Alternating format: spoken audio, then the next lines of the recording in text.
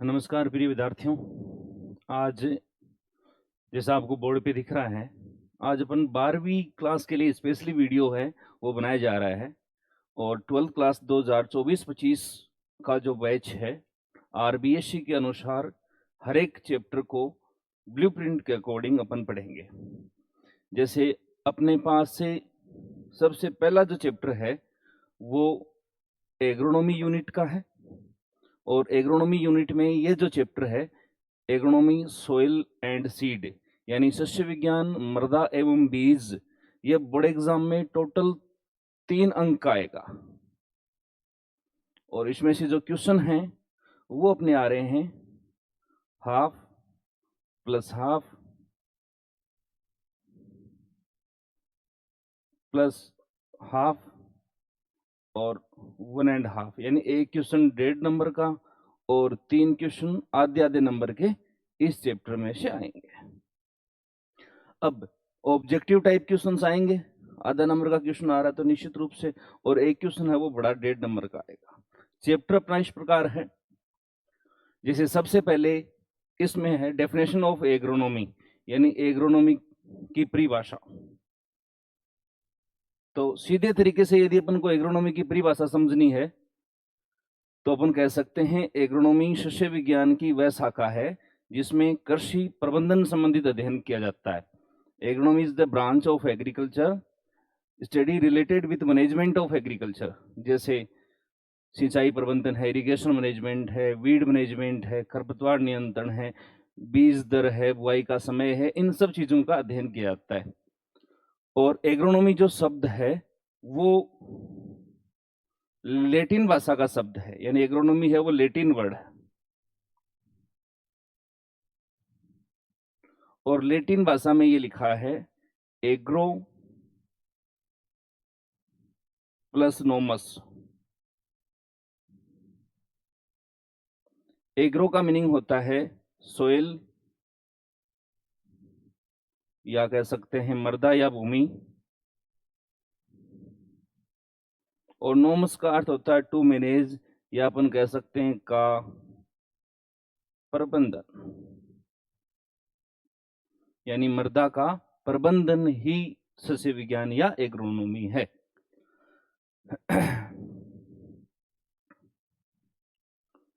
तो सस्य विज्ञान की परिभाषा होगी कृषि विज्ञान की वह शाखा जिसमें कृषि प्रबंधित समित अध्ययन किया जाता है। एग्रोनॉमी लैटिन भाषा का शब्द है जो 2 शब्दों से मिलकर के बना है, एग्रो प्लस नोमस। एग्रो का अर्थ होता है लैंड या सोइल, और नोमस का अर्थ होता है टू मैनेज का प्रबंधन। उसके बाद कभी कभी थोड़ा सा डीप अपन चलें तो फादर ऑफ एग्रोनॉमी पीटर डिक्रेंसे जी,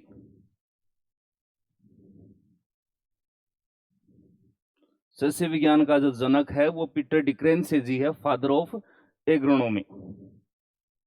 उसके बाद बात की जाए कि सस्य विज्ञान का महत्व क्या है, importance and scope of agronomy, सस्य विज्ञान का महत्व क्या क्या है, तो इसके 4 महत्व हैं। सबसे पहले इन एग्रीकल्चर, या इन इस बात को अपन कह सकते हैं इन क्रॉप प्रोडक्शन या इन एग्रीकल्चर। भाई अपन को किसी फसल की बुआई के समय का, बीज दर का, उसमें उगने वाले वीड का, और उन पर कैसे कंट्रोल करें, इन चीजों का जब ज्ञान होगा तब ही अपन किसी भी क्रॉप की यील्ड को इंक्रीज कर सकते हैं, उसकी प्रोडक्टिविटी को बढ़ा सकते हैं। तो अपन कह सकते हैं कि एग्रोनॉमी है वो डायरेक्ट क्रॉप प्रोडक्शन को इंक्रीज करता है। मान लीजिए अब वीट की सोविंग, गेहूं की बुआई अपन शीत ऋतु में करते हैं, विंटर सीजन में करते हैं। अब इस बात का ज्ञान अपन को कौन करवाता है, सस्य विज्ञान करवाती है। नहीं अपन चौमासम ले चाल पड़ा थैलो बीज आड़ो, है ना। तो सस्य विज्ञान इस बात का ज्ञान करवाती है कि गेहूं को सर्दियों में बुआई करनी चाहिए, 1 हेक्टर में इसकी बीज दर इतनी लेनी चाहिए, और ये उन्नत किस्में हैं, जो हायर वेराइटीज हैं। दूसरा है रोजगार में, कि सस्य विज्ञान कैसे रोजगार प्रदान करती है। तो जो व्यक्ति एग्रोनॉमी से एमएससी हैं या एग्रीकल्चर से बीएससी हैं, तो अपन कह सकते हैं कि वो सरकारी क्षेत्र, गवर्नमेंट जॉब जैसे एग्रीकल्चर एक्सटेंशन ऑफिसर, कृषि प्रसार अधिकारी है, एग्रीकल्चर ऑफिसर है, सहायक कृषि अधिकारी है, किसी बैंक में है, बैंक एओ है, या तो गवर्नमेंट जॉब है, टीचिंग हो गई शिक्षा के क्षेत्र में, और निजी कंपनी जैसे अपन कह सकते हैं कि इफको है, क्रबको है। ये बड़ी दो कंपनियां हैं हिंदुस्तान में। व्यवसाय, क्या क्या व्यवसाय कर सकते हैं? यदि आपको एग्रोनॉमी का ज्ञान है, कौन सी क्रॉप के कौन सा केमिकल कब डाला जाएगा, जैसे गेहूं में खरपतवार कब कितनी मात्रा में देना है, इन सब बातों का ज्ञान है तो अपन बीज एवं फर्टिलाइजर सेलर भी बन सकते हैं, अनाज मंडी में अपन व्यवसाय कर सकते हैं, और उद्योग में अब बहुत सारे ऐसे उद्योग हैं जो सीधे रूप से कच्चे माल पर टिके हुए होते हैं, जैसे, और उनका सीधा संबंध है वो सस्य विज्ञान से होता है। कैसे? जैसे अपन बात करें कि डेयरी इंडस्ट्री है, डेयरी उद्योग है,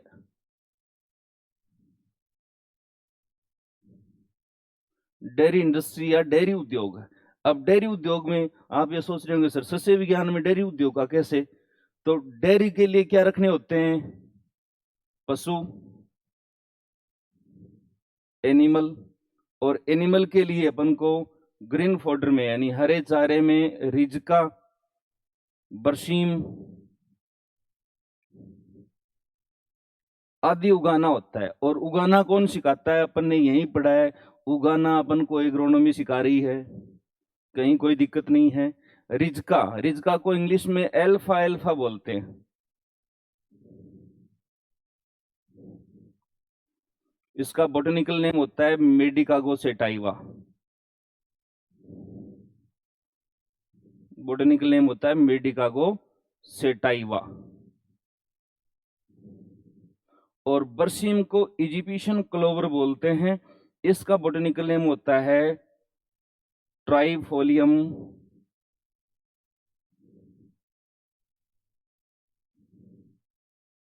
एल्केजेंड्रनम, ट्राइफोलियम एल्केजेंड्रनम। दोनों ही हरे चारे की फसल हैं। उत्तर भारत में बरसीम ज्यादा उगाया जाता है, जबकि मध्य भारत दक्षिण भारत में है वो रिजका उगाया जाता है। बरसीम की जो जल, इसको एकदम से ठंडी जलवायु की आवश्यकता होती है, तो इसलिए मध्य भारत दक्षिण भारत में इसकी खेती नहीं होती है, रिजका की ज्यादा होती है। एक चारे का रानी है और एक चारे का राजा है। सम्राट और रानी दोनों महत्वपूर्ण फसल हैं। तो डेयरी उद्योग हो गया। डेयरी उद्योग के बाद यदि अपन बात करें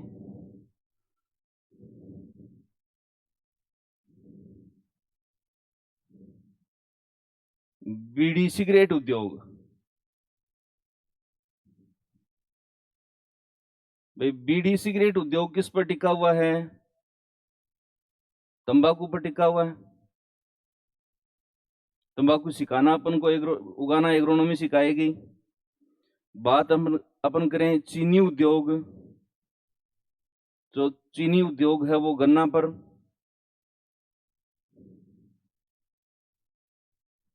बात अपन करें कपड़ा उद्योग, तो कॉटन, गोसिपियम स्पीसीज या कपास, जूट। बात अपन करें मसाला उद्योग, भाई मसाला भी कोई छोटा उद्योग नहीं है, बड़ा उद्योग है, एमडीएच है ना, बड़ी इंडस्ट्री है ये भी। तो ये मसाले वाली फसलों पर तो अपन कह सकते हैं। अब यहां से क्वेश्चन क्या बनता है, 12वीं के बच्चे विशेष ध्यान दें, यहां से क्वेश्चन बनता है कृषि सस्य विज्ञान की परिभाषा और महत्व लिखिए। Right the definition of agronomy and importance. तो आपको परिभाषा लिखनी है और ये इम्पोर्टेंस लिखने, इनमें जो अपन ने बातें करी उनके बारे में चर्चा करनी है। ये क्वेश्चन बनता है अपने स्टार्टिंग में चर्चा करी थी कि एक क्वेश्चन 1.5 नंबर का आएगा, तो 1.5 नंबर का ये क्वेश्चन बनता है और बोर्ड एग्जाम में आया हुआ भी है। चलो यहां तक का क्लियर। एक बार अपन रिपीट कर लेते हैं। सस्य विज्ञान की परिभाषा क्या हो गई? कृषि विज्ञान की ऐसी शाखा जिसमें फसल प्रबंधन का अध्ययन किया जाता है। एग्रोनॉमी दो शब्दों से मिलकर के बना है, एग्रो प्लस नोमस। कौन सी भाषा का? लैटिन भाषा का। एग्रो का अर्थ होता है सोइल या लैंड, नोमस का अर्थ होता है टू मैनेज यानी भूमि का प्रबंधन। सस्य विज्ञान के महत्व कितने हो गए? कृषि में, रोजगार में, व्यवसाय में, उद्योग में, in agriculture, in employment, in occupation, in industries. तो ये 1.5 नंबर का एक क्वेश्चन बनता है। क्लियर यहां तक सबका? चलो आगे चलते हैं। मोबाइल में देखने वाले बच्चे स्क्रीनशॉट भी ले सकते हैं। जब आपको ये क्वेश्चन लिखना होता है तब इनको हेडिंग डाल करके लिखना पड़ेगा, जो नंबर ऐसे नहीं मिलते 1.5 नंबर। क्लियर सब बच्चों का? आगे चलते हैं। दूसरा है मृदा उर्वरता एवं उत्पादकता, सॉइल फर्टिलिटी एंड प्रोडक्टिविटी। देखिए, सबसे पहले अपना है कि मृदा उर्वरता की परिभाषा की यदि बात की जाए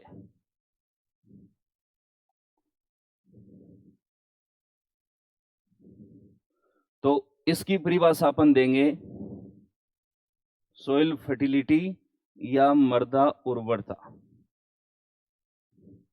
मृदा उर्वरता की परिभाषा हो गई मृदा की जैविक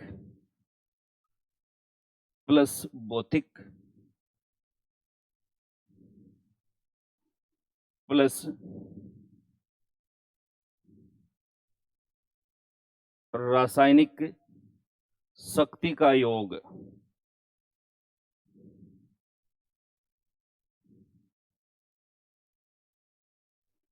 जैविक, भौतिक व रासायनिक शक्ति का योग मृदा उर्वरता कहलाता है। Biological, physical and chemical power of soil is now soil fertility. अब जैविक पावर कौन सा होता है? मृदा के अंदर पाए जाने वाले सूक्ष्म जीव। मृदा के अंदर पाए जाने वाले सूक्ष्म जीव जैसे जीवाणु, कवक, सब लाभदायक होते हैं। कौन सा जीवाणु लाभदायक होता है बेटा? जीवाणु है क्या? केंचुआ है? केंचुआ जीवाणु है? डूब मरो नौलगढ़ रोड पे। अरे राइजोबियम नहीं है क्या? है ना, राइजोबियम। भौतिक का मतलब क्या हो गया? भौतिक शक्ति का मतलब हो गया मृदा का रंग, मृदा की संरचना। और रासायनिक शक्ति का अर्थ हो गया मृदा का पीएच। जब ये सारी चीजें अच्छी होती हैं तो वो मृदा उपजाऊ होती है। उर्वरता का दूसरा नाम ही उपजाऊपन होता है। अपन कहें कोई मृदा उर्वर है, उर्वर का मतलब वो उपजाऊ है। तो मृदा उर्वरता की परिभाषा क्या हो गई?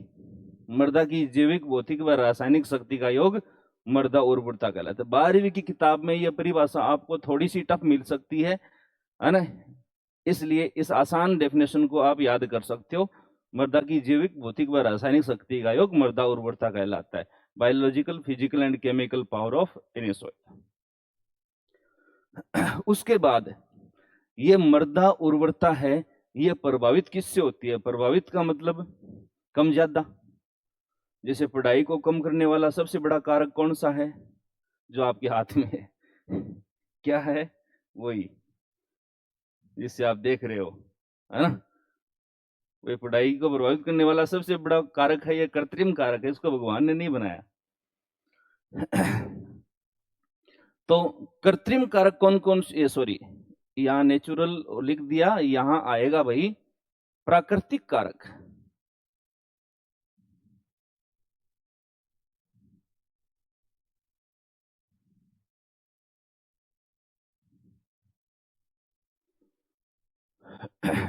कौन कौन से फैक्टर्स हैं वो सॉइल फर्टिलिटी पर अपना इफेक्ट डालते हैं? सबसे पहले है पैतृक पदार्थ। पैतृक पदार्थ का मतलब पेरेंट मटेरियल, जिससे मृदा बनी है। हर एक व्यक्ति की जिंदगी को प्रभावित करने वाला कारक होता है यह, केवल मृदा उर्वरता कोई नहीं। बाप दादा सरकारी नौकरी लाग रहे, आप बढ़िया जमीन जायदाद छोड़ गए जहां, तो ठीक है, नहीं आपली उर्वरता प्रभावित होगी, है ना। संघर्ष करो। तो अपेत्रक पदार्थ का मतलब है जिन चट्टानों से मृदा का निर्माण हुआ है। यदि अम्लीय चट्टानों से मृदा का निर्माण हुआ है तो मृदा अम्लीय होगी। क्षारीय चट्टानों से हुआ है, मृदा का निर्माण किस प्रकार के खनिजों से, किस प्रकार के चट्टानों से हुआ है, उसकी उर्वरता वैसी ही होगी। इसलिए ये प्राकृतिक कारक है, नेचुरल फैक्टर है। दूसरा, रूपलाकृति गलती से लिखा गया, ये स्थलाकृति है, इंग्लिश में सही लिखा हुआ है टोपोग्राफी। टोपोग्राफी स्थल का आकार। Plain area soil more fertile compare than hill station soil. मैदानी भागों की मृदाएं ज्यादा उपजाऊ होती हैं पहाड़ी भागों की अपेक्षा। दूसरा उदाहरण अपने खेत में देख लो। अपने खेत में लगभग खेत अपना मैदान है, यानी समतल है, प्लेन है, थोड़ा सा इसमें टिल्ला है। तो यह जो प्लेन एरिया है, यहां अनाज का उत्पादन ज्यादा होता है इसकी अपेक्षा, ऊंचे भाग की अपेक्षा। क्यों? क्योंकि यहां से भाई मृदा अपरदन भी ज्यादा होगा, वायु द्वारा मृदा अपरदन भी ज्यादा होगा और जल द्वारा मृदा अपरदन भी ज्यादा होगा। यहाँ के पोषक तत्व नीचे आ जाएंगे। इसलिए ढलान वाली मृदाएं प्लेन मृदाओं की अपेक्षा कम उपजाऊ होती हैं। फिर मृदा की उम्र, भैया कौन सा फैक्टर आ गया? Age of soil. उम्र के से जवान मृदा और बुढ़ी मृदा का मतलब नहीं है यहाँ उम्र से। आपसे जवान मृदा कौन सी और बूढ़ी मृदा कौन सी, इसका मतलब ये बिल्कुल भी नहीं है।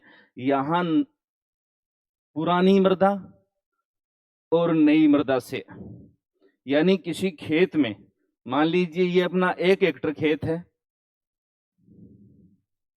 ये अपना 1 हेक्टर खेत है। 1 हेक्टर का मतलब हो गया 10,000 मीटर स्क्वायर।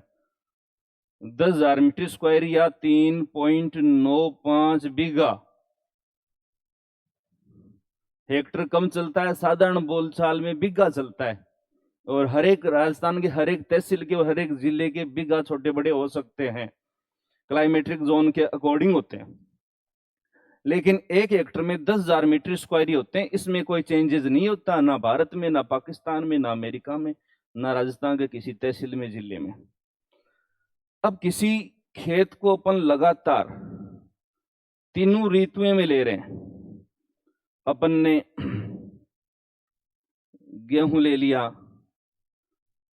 रबी में, अपन ने मूंग ले लिया, फिर अपन ने चारे की वाली कोई गर्मियों में अपन ने चारे की फसल मक्का बाजरा की बुआई कर दी। यानी खेत पूरे साल में ही खाली नहीं रहा।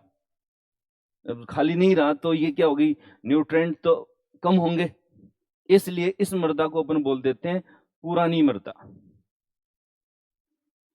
इसकी उर्वरता कम होगी। यदि अपन ने बीच में भूमि को पड़त रख लिया, यानी खाली रख लिया, तो इसकी उर्वरता रिकवर हो जाती है। इसलिए यह हमेशा नई मृदा कहलाती है, न्यू सॉइल। इसलिए अधिक उम्र की मृदाओं की उर्वरता कम होती है अपेक्षा कम उम्र की मृदाओं की, नई मृदाओं की अपेक्षा। फिर है डेप्थ ऑफ सॉइल प्रोफाइल, मृदा परिच्छेदिका की गहराई। गहराई के अनुसार मृदाएं 2 प्रकार की मानी गई, आपने क्लास में भी पढ़ा है। एक गहरी मृदा,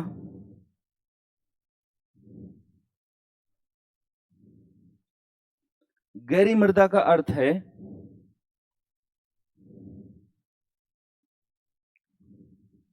अपन इस प्रकार से कोई पिट बनाएं, खड्डा बनाएं और 2 मीटर तक, 2 मीटर की गहराई तक किसी प्रकार की कोई चट्टान, कोई पत्थर, कुछ भी ना आए, तो इस मृदा को अपन बोल देंगे गहरी मृदा।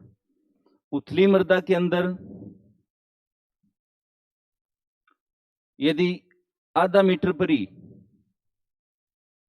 दगड़ आगा, जानोगे दगड़ क्यों हुई है? हाँ, चट्टान आ गई, कोई पथरीली भाग आ गया, तो इसकी गहराई हुई 0.5 मीटर। तो इस मृदा को नाम दे दिया जाएगा उथली मृदा। इसको नाम दे दिया जाएगा उथली मृदा। अब यहां से क्वेश्चन, छोटा क्वेश्चन बनता है, आधा नंबर वाला। निम्न में से कौन सा मृदा उर्वरता को प्रभावित करने वाला कारक है। एक तो ये क्वेश्चन आ गया। दूसरा क्वेश्चन आ गया, निम्न में से कौन सा मृदा उर्वरता को प्रभावित करने वाला प्राकृतिक कारक है? तो प्राकृतिक और कृत्रिम में भी अलग अलग हैं। प्राकृतिक मतलब जिसको भगवान ने बनाया, इसमें अपन कुछ नहीं कर सकते। विपैतृक पदार्थ, पेरेंट को अपन नहीं बदल सकते, टिल्ले को उम्र कम ज्यादा नहीं कर सकते। हाँ, जलवायु, जलवायु का मतलब अधिक, जहां ज्यादा बरसात होती है वहां लीचिंग होती है, तो मृदाओं की उर्वरता कम हो जाती है। ये सारे मृदा उर्वरता को प्रभावित करने वाले प्राकृतिक कारक हैं। अब अपन चलते हैं मृदा उर्वरता को प्रभावित करने वाले कृत्रिम कारक। जल प्लावन। जल प्लावन का मतलब यदि खेत में पानी चाहे बरसात से मिला हो, चाहे अपन ने ज्यादा दिया हो, मृदा के अंदर तो वही रिएक्शन होगी जो ज्यादा पानी से होती है ना। अपन ने ज्यादा सिंचाई कर दी, इरिगेशन ज्यादा ले ली, तो खेत में वही दिक्कत होगी लीचिंग की, और लीचिंग की वजह से मृदा उर्वरता कम हो जाएगी। फिर सस्य प्रणाली, लगातार अपन जैसे रिले क्रॉपिंग ले रहे हैं, अविराम सेशन ले रहे हैं, एक फसल के बाद दूसरी फसल की बुआई कर रहे हैं, तो भी मृदा उर्वरता कम होगी। मृदा का पीएच मान, अब जैसे अपन ने पढ़ा अधिकतर फसलों के लिए कौन सी, कितने पीएच मान वाली मृदा उपयुक्त होती है? 6.5 से 7.5। यदि पीएच मान बढ़ गया, मान लीजिए ये 9 तक चला गया, तो सभी फसलों के लिए उपयुक्त नहीं है। ये घट करके 5 आ गया तो सभी फसलों के लिए उपयुक्त नहीं है। सभी के लिए लगभग 90% फसलों के लिए उपयुक्त नहीं है। अब आते हैं मृदा उत्पादकता पर। अब इसमें क्या क्वेश्चन बनता है? यदि बड़ा क्वेश्चन आता है तो मृदा उर्वरता की परिभाषा लिखिए, मृदा उर्वरता को प्रभावित करने वाले कारकों के नाम लिखिए। लेकिन लगभग संभावना होती है इसमें से छोटा ही क्वेश्चन आता है, प्रभावित करने वाले कारकों के बारे में पूछते हैं या डेफिनेशन पूछते हैं। मृदा उत्पादकता। मृदा उत्पादकता को हमेशा इसकी जो डेफिनेशन होती है कि भी मृदा उत्पादकता क्या होती है, सोइल प्रोडक्टिविटी क्या है, इसको हमेशा डिफाइन किया जाता है क्विंटल प्रति हेक्टर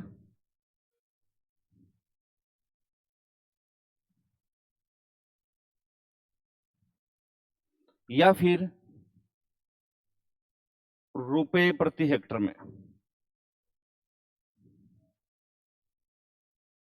इसे हमेशा डिफाइन किया जाता है या तो क्विंटल प्रति हेक्टर में या फिर रुपए प्रति हेक्टर में। कैसे? जैसे मान लीजिए अपना 1 हेक्टर खेत है और 1 हेक्टर खेत में अपन ने गेहूं की बुआई कर दी, वीट की सोविंग कर दी। मृदा की खास बात यह है कि मृदा उर्वर है, फर्टाइल है, और सही समय पर अपन ने बुआई करी, सही मात्रा में बीज लिया, सही टाइम पर इरिगेशन करते रहे और वीड कंट्रोल करते रहे, तो इस खेत से अपन को जो उपज मिली, इस खेत से अपन को जो उपज मिली वो मिली 40 क्विंटल प्रति हेक्टर। तो इसको अपन क्या कहेंगे? ये इस खेत की या इस मृदा की उत्पादकता है। इसे अपन अनाज मंडी में बेचने जाएं, 2,000 रुपए पर क्विंटल बेचा तो 80,000 रुपए प्रति हेक्टर हो गए। तो उत्पादकता को हमेशा परिभाषित किस में किया जाता है? क्विंटल प्रति हेक्टर में या फिर रुपए प्रति हेक्टर में किया जाता है। Definition of soil productivity quintal per hectare या रुपीज पर हेक्टर। क्लियर? चलो बच्चों आगे चलते हैं। मृदा उर्वरता को प्रभावित करने वाले कारक, effective factors of soil productivity.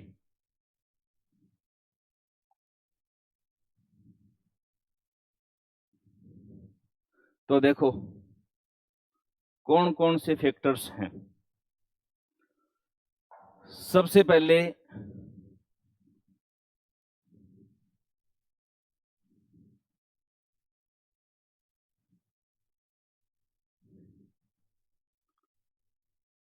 मृदा उर्वरता,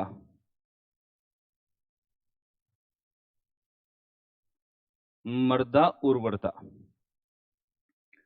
वही जिसको धीमी आवाज लग रही है या स्लो चल रहा है प्रोग्राम तो वो स्पीड बढ़ा लें। आप मोबाइल से स्पीड बढ़ा सकते हो, मेरी नहीं बढ़ा सकते, मेरा थोड़ा स्लो चलता है प्रोग्राम, है ना। स्पीडली देख सकते हो आप। मृदा उर्वरता। मृदा उर्वरता कैसे भाई? यदि कोई खेत उपजाऊ ही नहीं होगा तो वो उत्पादक नहीं हो सकता। उसका पीएच मान 9.5 है। खा लो गेहूं लसण ही बनी हुआ तो मृदा उर्वरता सीधे रूप से प्रभावित करती है। नंबर 2 पर है खेत या बाजार की स्थिति।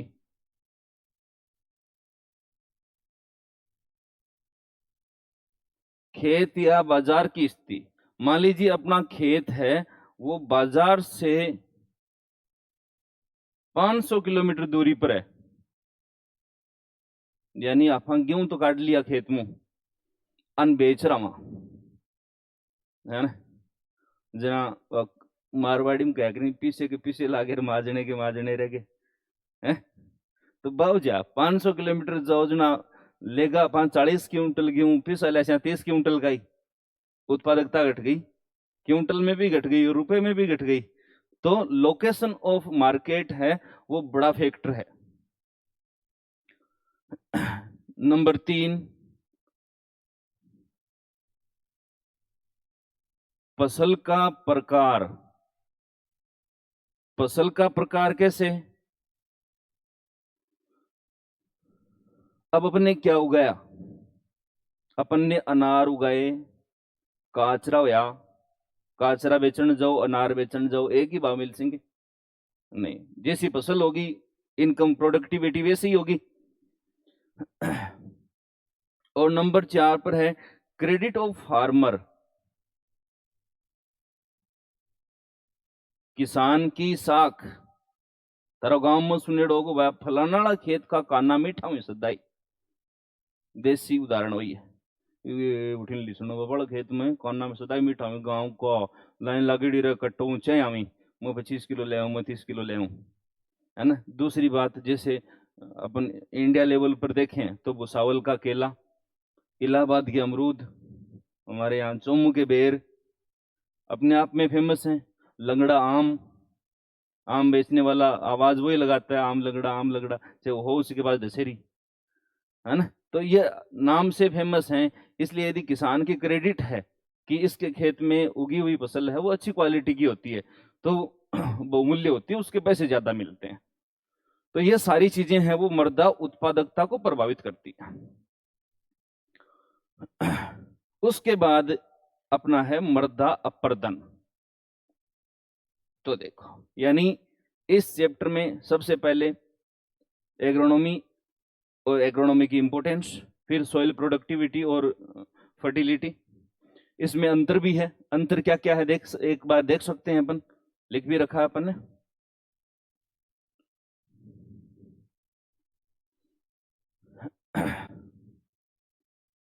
और ये भी इंपॉर्टेंट क्वेश्चन है भाई, एग्जाम में पूछा जा सकता है 1.5 नंबर का। मैं तो बहुत बार बच्चों को प्री बोर्ड में टेस्ट में देता हूं। बात अपन करें सबसे पहले इधर मृदा उर्वरता और उत्पादकता, फर्टिलिटी और प्रोडक्टिविटी। उर्वरता और उत्पादकता।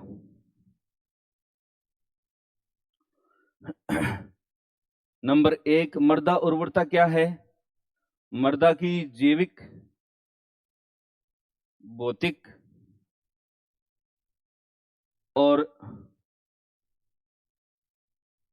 रासायनिक शक्ति का योग। जबकि उत्पादकता क्या है? क्विंटल प्रति हेक्टर या फिर रुपए प्रति हेक्टर। नंबर 2 पर मृदा उर्वरता को प्रभावित करने वाले कारक हैं पैतृक पदार्थ,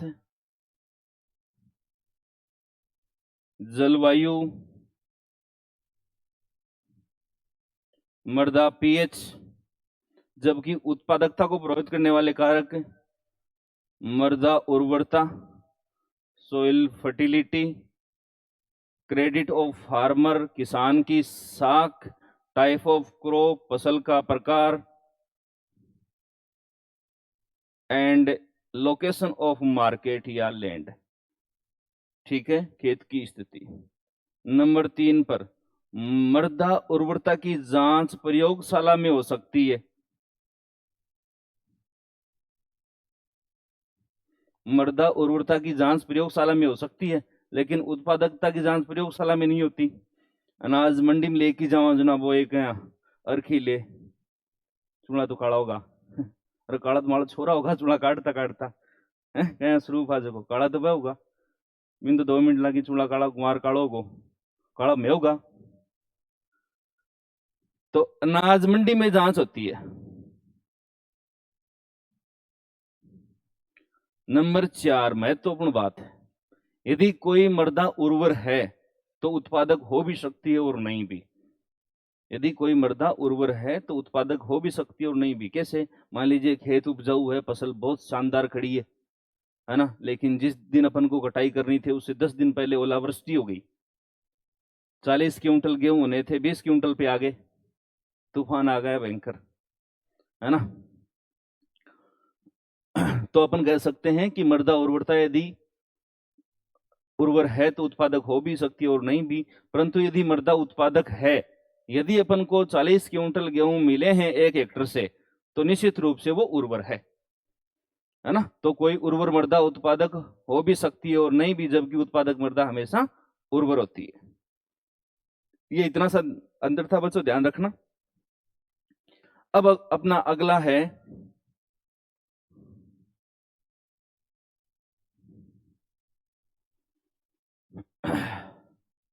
मृदा अपरदन,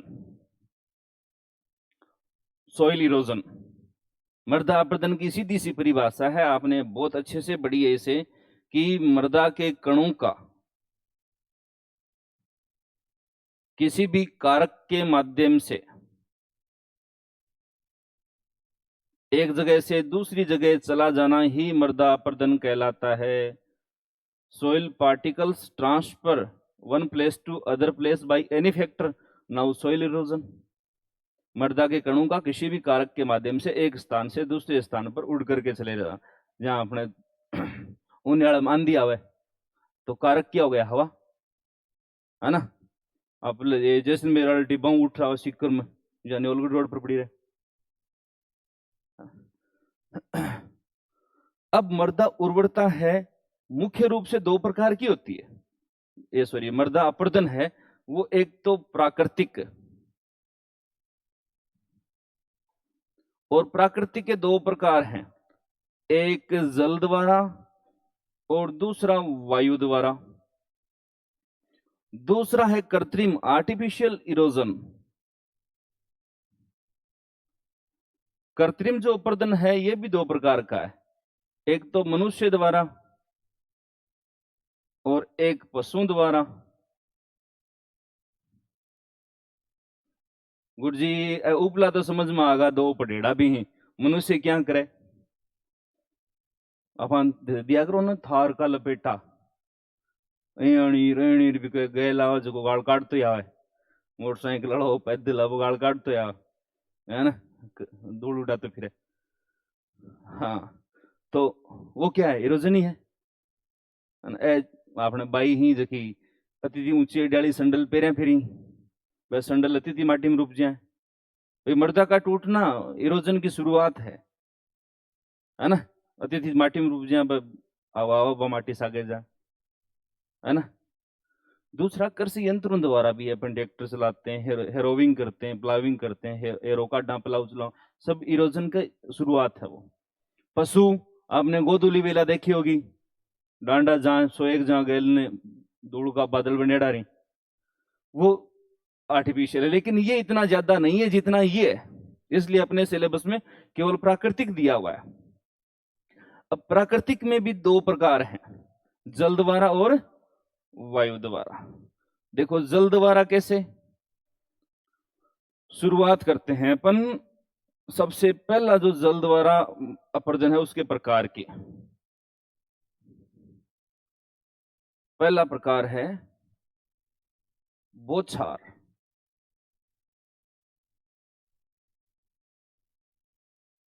स्पेलेस,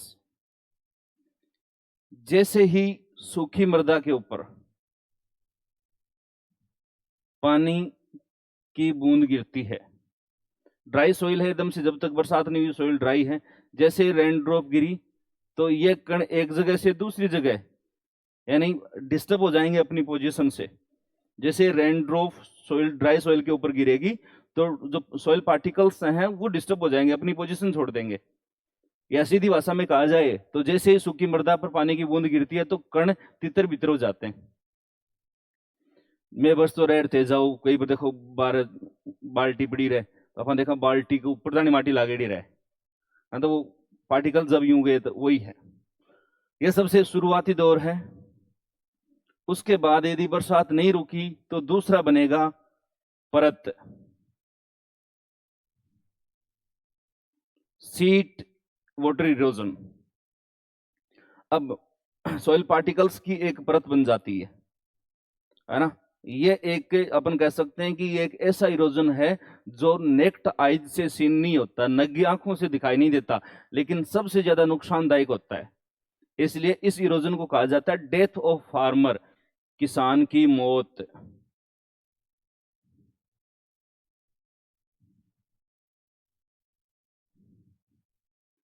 परत या सीट इरोजन ऐसा इरोजन है जो नुकसानदायक ज्यादा होता है, आंखों से दिखाई नहीं देता है, इसलिए इसे नाम दिया गया है क्या?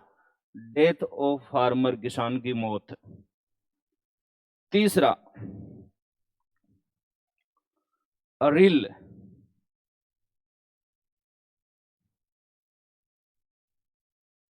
अब लगातार बरसात हो रही है तो क्या होगा कि खेत के अंदर अस्थायी नालियां बन जाएंगी जो जुताई के दौरान वापस ठीक हो जाएंगी, क्योंकि पानी है ढलान के अनुसार गति करेगा तो ये सॉइल पार्टिकल्स को अपने साथ लेके जाएगा और अपर्दन होगा। और नंबर 4 पर है गली या अवनालिका। ये बच्चों इतना इंपॉर्टेंट है, बहुत बार क्वेश्चन आए हैं इन चारों में से निम्न में से कौन सा जल द्वारा अपर्दन का प्रकार नहीं है, कौन सा है। कभी कभी तो इनकी सीक्वेंस पूछ लेते हैं, है ना, कि रिल के बाद कौन सा अवनालिका अपर्दन, ये कौन सा जल अपर्दन होता है? तो अवनालिका। अवनालिका का मतलब जब तेज बरसात हो, एकदम से मूसलाधार बरसात हो, तो तेज बरसात के बाद सड़क के किनारों पर बड़ी बनी हुई मोटी मोटी नालियां अवनालिका का ही उदाहरण है। चंबल का भीड़ क्षेत्र अवनालिका का ही उदाहरण है। तो ये हो गया जल अपर्दन। क्वेश्चन आ गया जल अपर्दन किसे कहते हैं, प्रकार लिखिए। तो मिट्टी के कणों का एक स्थान से दूसरे स्थान जल के माध्यम से स्थानांतरण होना जल अपर्दन कहलाता है। जल अपर्दन के 4 प्रकार हैं, बौछार, परत, रिल और अवनालिका। क्वेश्चन आ गया वाटर सॉइल इरोजन क्या है, तो soil particles transfer by water one place to other place.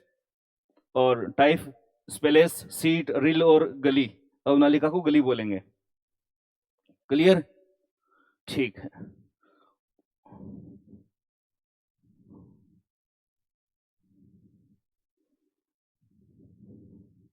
उसके बाद है एयर, वायु द्वारा अपर्दन। वायु द्वारा अपर्दन में ये 3 प्रकार का है, वही डेफिनेशन वही होगी, बाई वायु, ये बाई एयर, वायु के माध्यम से एक स्थान से दूसरे स्थान पर जाना।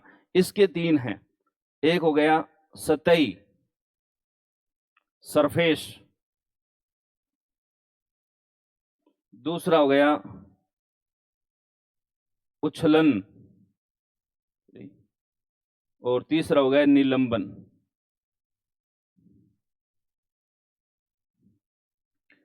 सतही का मतलब है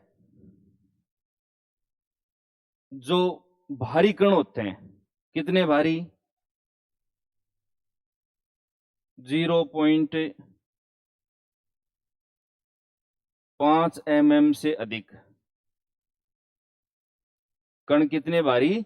0.5 mm से अधिक के जो कण होते हैं वो वायु के साथ उड़कर नहीं जा सकते, तो क्या करते हैं? रेंग करके गति करते हैं, एक स्थान से दूसरे स्थान पर रेंग करके जाते हैं। फिर उछलन, उछलन 0.1 से 0.5 mm डायमीटर के जो सॉइल पार्टिकल्स हैं ये इतने तो हल्के होते हैं कि उठ जाते हैं, लेकिन इतने भारी होते हैं कि थोड़ी दूर बाद वापस गिर जाते हैं, तो ये उछल उछल करके गति करते हैं, सस्पेंशन टाइप, इसलिए इसको बोला गया है उछलन। सबसे ज्यादा वायु द्वारा जो अपर्दन होता है वो इसी तरीके से होता है। और निलंबन, 0.1 mm से कम आकार के जो कण होते हैं, जो सैकड़ों किलोमीटर हवा में उड़ करके चले जाते हैं। मई जून में जो काली पीली आंधी आती है, और काली पीली होने का कारण ये निलंबन वाले मृदा के कण ही होते हैं। पाकिस्तान से मिट्टी आ जाती है भारत में मई जून के महीने में, है ना। तो सैकड़ों किलोमीटर, हजारों किलोमीटर ये उड़ करके चले जाते हैं, एकदम से कम आकार के कण होते हैं। अब यहां तक तो ठीक है, लेकिन समस्या क्या आती है 12th वाले बच्चों को, कि इनके जो उपाय हैं, मृदा अपरदन रोकने के उपाय, तो दोनों के एक साथ उपाय लिख रहा हूं मैं। आप दोनों इरोजन में ये उपाय लिख सकते हो। कौन कौन से उपाय हैं? चाहे इरोजन कोई भी हो, जल द्वारा हो चाहे मृदा वायु द्वारा हो। उपाय में सबसे पहला उपाय है अपना मल्च फार्मिंग अपनाएं। जानते हो मल्च फार्मिंग, पॉलीथीन वाली खेती।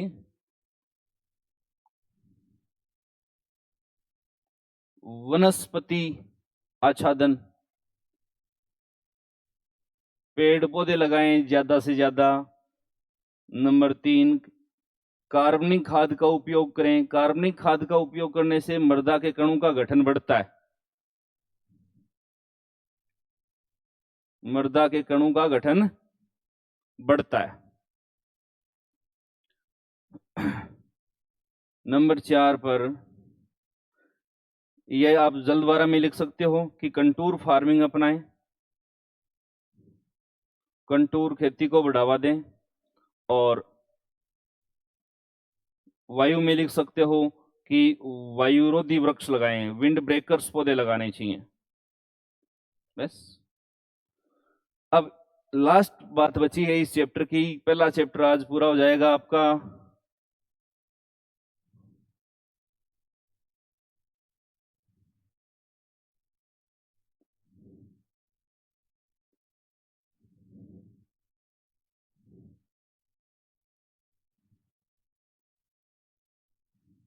हाँ,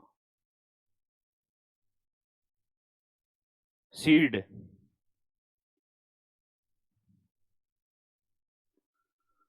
लास्ट जो बात है वो है बीज या सीड। यहां से लगभग एक क्वेश्चन आता है भाई, ध्यान देना थोड़ा।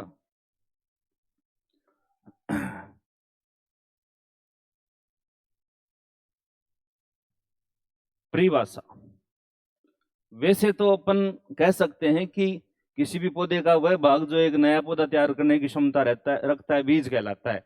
लेकिन तकनीकी दृष्टि से ये बीज की परिभाषा सही नहीं है। बीज की परिभाषा सही है कि परिपक्व बीजांड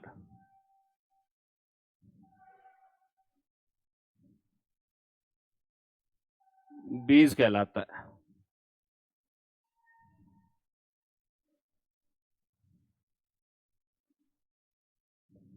परिपक्व बीजांड है वो बीज कहलाता है। अब सबसे इंपॉर्टेंट क्वेश्चन है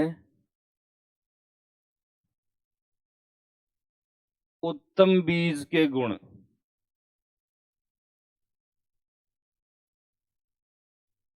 characters of a ideal seed. उत्तम बीज के गुण क्या होते हैं? नंबर 1 पर अंकुरण प्रतिशतता।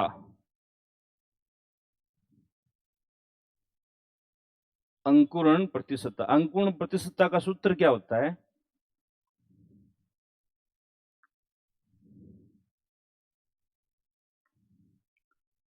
नए पौधों की संख्या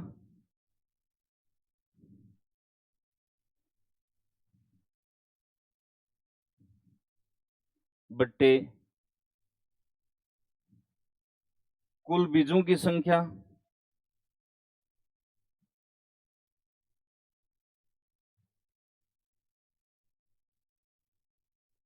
गुणा 100। मान लीजिए एक किसान धान के 400 बीजों की बुआई करता है और 340 ही नए पौधे उगते हैं, तो अंकुरण प्रतिशतता क्या होगी इस नमूने की? तो अपन कह सकते हैं कि इस सूत्र अनुसार 85% होगी। ठीक है, अब सबसे ज्यादा अंकुरण प्रतिशतता किसकी होती है? तो सबसे ज्यादा अंकुरण प्रतिशतता होती है संकर मक्का की। कितनी प्रतिशत? 90%। सबसे कम किसकी होती है? तो सबसे कम अपन कह सकते हैं कि भिंडी, कपास, गाजर और जो कुकुरबिटेसी कुल के हैं, कुकुरबिटेसी के हैं, सबसे कम इनकी होती है।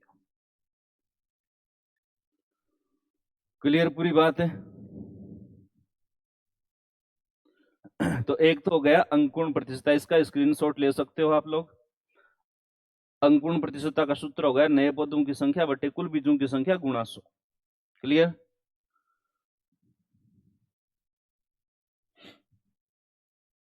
फिर दूसरा गुण हो गया भौतिक शुद्धता,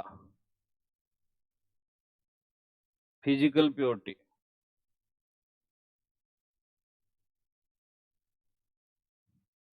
भौतिक शुद्धता का मतलब होता है बीज के अंदर कोई कंकड़ पत्थर,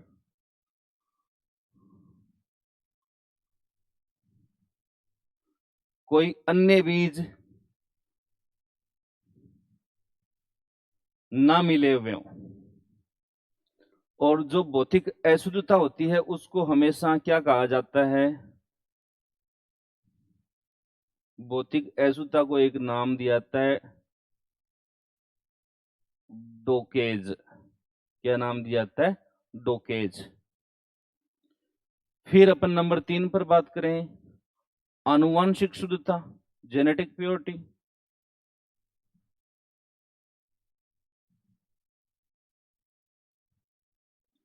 आनुवांशिक शुद्धता की टेस्ट के लिए एक जीओटी टेस्ट किया जाता है, जीओटी, ग्रो आउट टेस्ट, उगा करके देखना। और नंबर 4 पर है आरवी, रियल वैल्यू, वास्तविक उपयोगिता मान। आरवी बराबर होता है GP into PP divide by 100। RV का मतलब real value of seed, GP का मतलब जर्मिनेशन परसेंटेज, पीपी का मतलब फिजिकल प्योरिटी। एक अच्छे बीज की आरवी वैल्यू हमेशा 75% से अधिक होनी चाहिए। एक अच्छे बीज का गुण होता है ये। उसके बाद सीड का विगर अच्छा होना चाहिए। विगर का मतलब है ओजस्वी होना चाहिए। और सीड का विगर उम्र के साथ घटता है। क्लियर बात? ये 4 उत्तम बीज के गुण हैं। उसके बाद है बीज की सुसुप्त अवस्था। आप इतनी ज्यादा इंपॉर्टेंट नहीं है, आप अपनी बुक से देखना। कहीं कोई डाउट हो तो आप कमेंट में लिख सकते हैं, बता सकते हैं। उम्मीद करता हूं आपको अच्छे से समझ में आएगा। कल अपन सेकंड चैप्टर या थर्ड चैप्टर के साथ आएंगे। Thank you.